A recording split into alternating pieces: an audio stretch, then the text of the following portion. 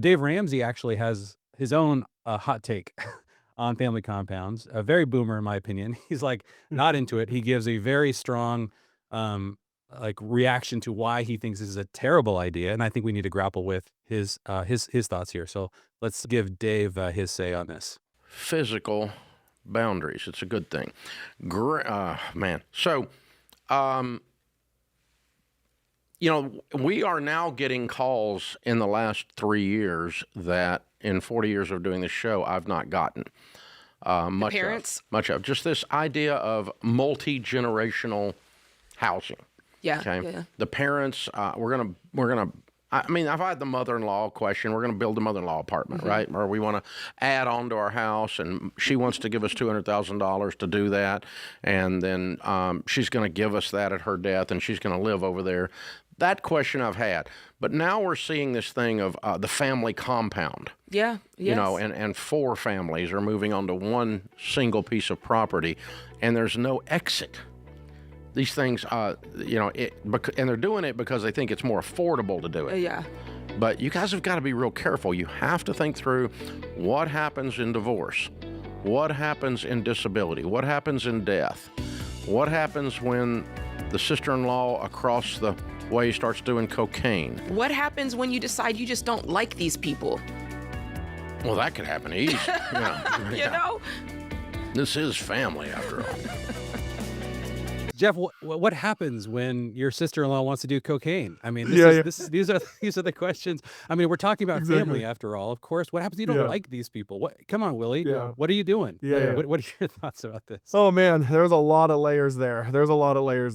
I mean, I think I do get his concern. I think his overarching concern was don't rush into something. Be realistic about something. I think that's kind of what he's saying too, right? Because, we've lived with our family over years and years, had them on the property in different ways. You obviously have done that over a decade now in different versions. And so I think, the thing that is really pertinent is, hey, let's go into these with wise eyes of like how I think it's just wisdom is the first thing. And I love your take where you say one kitchen, one vision. And I think that was, something that solved it for us. We're not talking about all of us living under one roof, but there is ways to split this pie where we can enable ourselves to have an experience we want to have, which is actually leaning on one another, depending on one another. See, what I'm not trying to do is create a life where I'm so non-dependent on other people, primarily even most of all family. I think relationally, emotionally, financially, spiritually, that's what family is actually for. Now, do you have to put up different boundaries based on the spectrum of health of your family? Absolutely. So would I probably not move onto a family compound with a sister who does cocaine? Probably. I actually think all of his reasons he said were very pertinent, right? Whether, be mindful of what does happen in a divorce, what happens in disability, what happens in cocaine. I actually think the fourth reason that the lady said was kind of actually, that's the problem. I think just because you don't, what if you don't like someone? And I'm like, that's a whole different category. That's a whole different category. That actually is the job of family.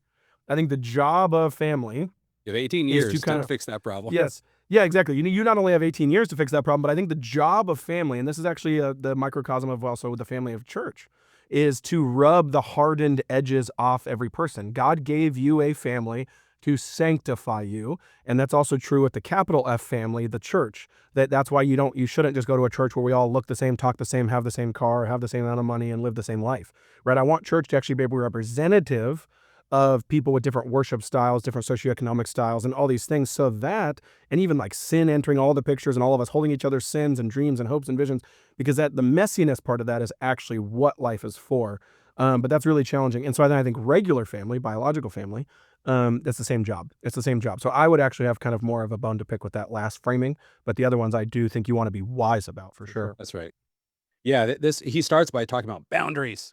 Yeah. I mean, this is the word. Like, we are so Yeah. obsessed with the way that you create peace is you just separate and isolate, Yeah. separate and isolate. Yeah. That's the only tool that generation seemed to have. David Brooks, he famously said recently that when Americans become wealthy, they purchase loneliness. Like, Yeah. that's exactly what he's advocating for. It's like, hey guys, can we Yeah. just have enough money to be able to all live separately? And all of a sudden, a generation, it begins to emerge that can't afford it. And so, Yeah. of course, we had a generation that was exceptionally wealthy. We spent our grandkids' money, and so now we can go off and into the blue and enjoy our isolation while leaving you Mhm. with the bill. I mean, this is such a disaster for future generations to be sending this message, and this is why I am a little bit more hard on this. Like, I feel like I completely agree with all the concerns, but it's important to understand that historically this was totally normal. Yeah. This is difficult, but you could not afford to totally live an isolated life for most of human history. You needed to inherit those places from your parents. In the Bible, when it says that, that talks about leaving and cleaving, right? The two will become one. A lot of times when we look at what is actually going on for millennia, wasn't that they were completely separating and moving two states away from their parents in completely new housing. They were actually building a separate room onto the house. That's why Jesus said, "In my Father's house there are many rooms," because he's talking about a multi generational family house. If you go to Israel today or anywhere in the Middle East, you'll see most of the houses are actually designed so a different generation lives on each floor. And the Muslims can figure this out. They can figure out how to live in enough peace to be able to stay in one house across generations. But as Christians, we're like, no, we can't really handle that. We need to all separate. Yeah. And there's ways to do this. There's like one kitchen, one vision, making sure that there are very separate living areas, that each wife has her own kitchen, that we be careful to make sure that there are healthy boundaries in terms of authority. We're not taking authority over our kids. Those are really important. One of the things that we've learned to do, because we live in a four generation house, two of our adult kids that have kids live with us, and they have their own, their own apartments, their own kitchen. But we do have regular meetings. And part of what we do is I really want to honor, particularly the fathers in those meetings. They are the heads of their family. I don't exert authority over them. And so part of what we want to do is figure out how do we do this healthily. And so we have these regular meetings where they'll share, what's a word that describes the season you're in? What's a goal you're going after that we can help you with? What's an obstacle that you're facing?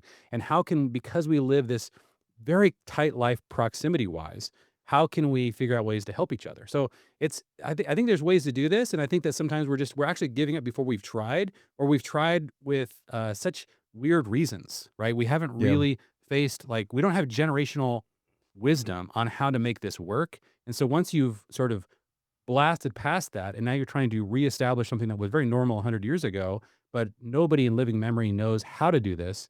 There's a lot of trial and error going on right now, and we have to be really careful to construct this well. And that's why I think what we need is advice from people that are succeeding at this, not people that are saying throw in the towel, don't even try this, to a generation that is going to not be able to, for the most part, afford to live the lifestyle of their parents.